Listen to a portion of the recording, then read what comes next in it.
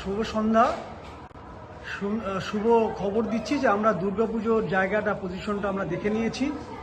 এই যে তিমিরদা বসে আছেন, এখানেই ঠাকুরটাকে আমরা রাখবো। ঠিক আছে, এটা 2 নম্বর ব্লকের সামনে, এই যে ব্লক 2 এর সামনাটা।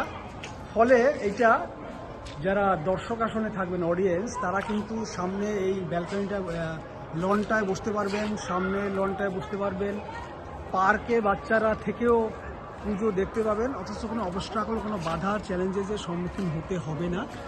গাড়িগুলো যথারীতি বেরিয়ে যেতে পারবে এখান থেকে, বা আমরা যদি একটু ডান দিক দিয়ে ঘুরিয়ে দিই, বাদিক দিয়ে আর কি চলে যাবে গাড়িগুলো, সেক্ষেত্রে কোনো অসুবিধা হবে না। সুবিধাটা হবে যে আমরা ছাদের তলায় থাকলো ঠাকুরটা, তাতে করে রেইনের জন্য যথেষ্ট প্রোটেকশন দরকার হবে না।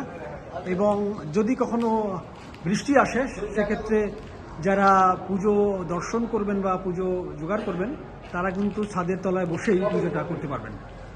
তো সেই ভেবেই এখানে রেইকি করা হয়েছে এবং এই জায়গাটাকে বেছে নেওয়া হয়েছে। হ্যাঁ, এটা খুব ভালো হবে। কিন্তু 3 দিক খোলা রেখেই, পেছনটা শুধু ব্লক করে, বাকি 3 দিক, সামনেটাও ফ্রন্টটা একেবারেই ওপেন, আর 2 দিকে বাকিটা বা ডেকোরেশন করে কিন্তু ওপেন এরিয়া রাখলে পরে 3 দিক থেকেই ঠাকুর দর্শন করা যাবে, অবস্থান করা যাবে। ফলে একটা সুন্দর পরিবেশ সৃষ্টি হবে।